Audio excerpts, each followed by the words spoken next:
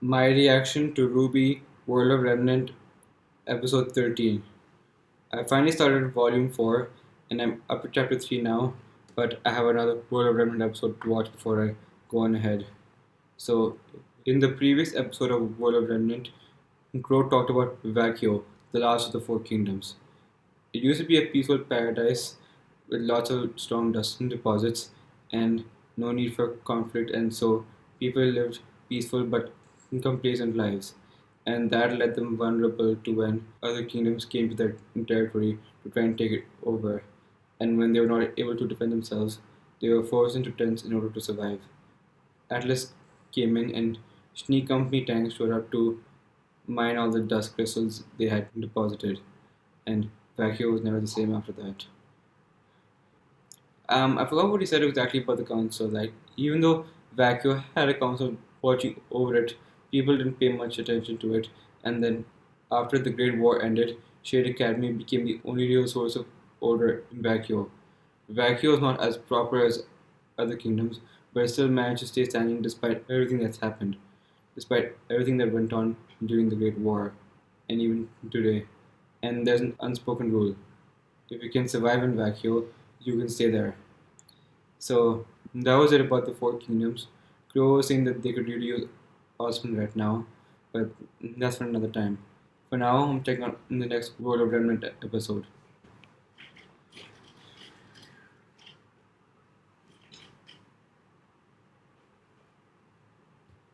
This is RWBY World of Remnant episode 13, Between Kingdoms. The episode is starting right now. Dun, dun, dun, dun. RWBY World of Remnant. Between Kingdoms. Sorry about this. So, now you know more about the kingdoms. But Yep. what's between the big cities? Okay. Alright, Grim. the easy answer is Rim. There's no reason to beat around the bush. They're out there. And it probably won't go well if you run into one. Yep. That's okay, because you're hunting. Or unimpressed. Yep. And you trained in one of the major academies, so you're probably fine. You just don't get yourself overrun by a pack. Oh yeah. You're going to handle so many. Now, after a long day of killing Grimm and saving the world, you're going to probably want to stop at a small town inn. Yep. Small villages dot the land between the major cities. You might ask, with the wilderness being so dangerous, why not just live in the big cities? Yep. Well, that life isn't meant for everyone. These small towns are founded by people that have a problem with the kingdoms, or don't want to deal with the kingdom's problems, or maybe just enjoy the simpler life and would rather take their chances in the wild than in a kingdom. Okay. It goes not as well as you think. The creatures of Grimm. The founders are smart, and there's a good chance these towns can survive for the same reason the kingdoms continue to. But Natural barriers, strong defenses, uh, and stubborn citizens. natural If you don't barriers. have at least a few of those, then the chances of a town lasting more than a year isn't great. More than a year. That's it. Fortunately, it's not just the grim running around ruining towns.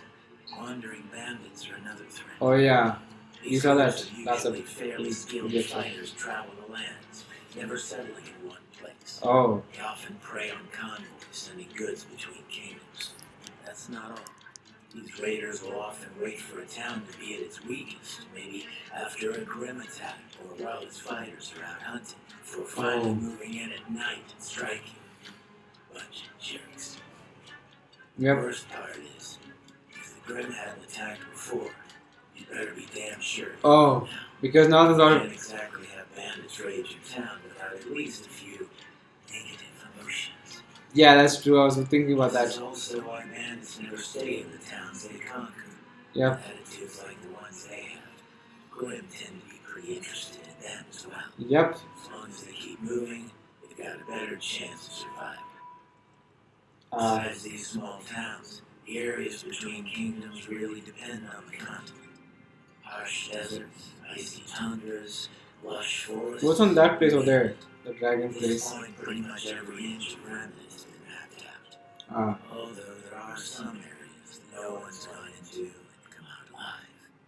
like that one over there, the one that looks like a Of dragon. course, somewhere out there is where she is. The other woman with Cinder.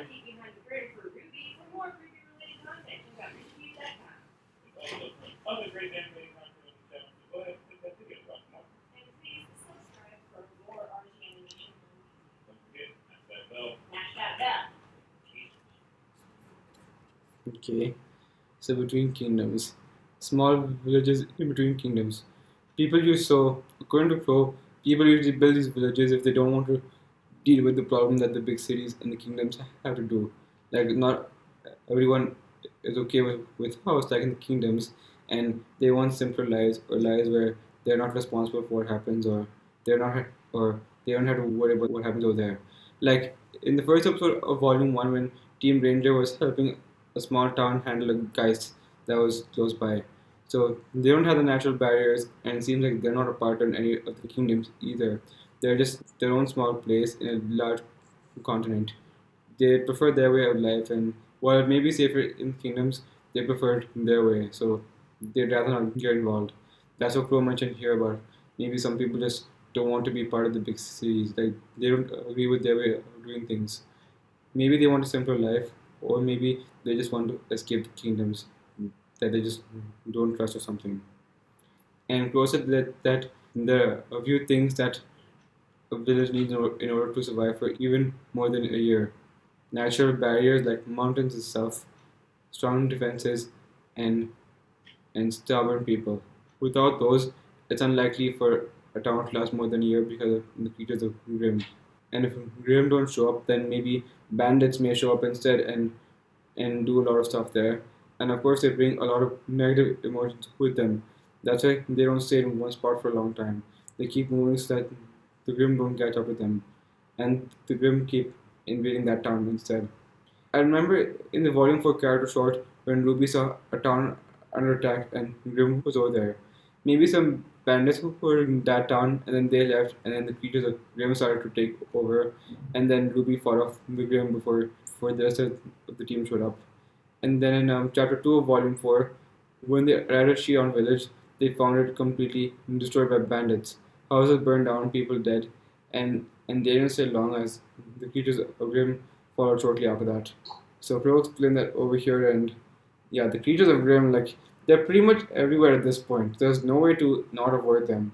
Outside the kingdoms where they have natural barriers, there's literally not a place where you have to worry about not being attacked by Grim.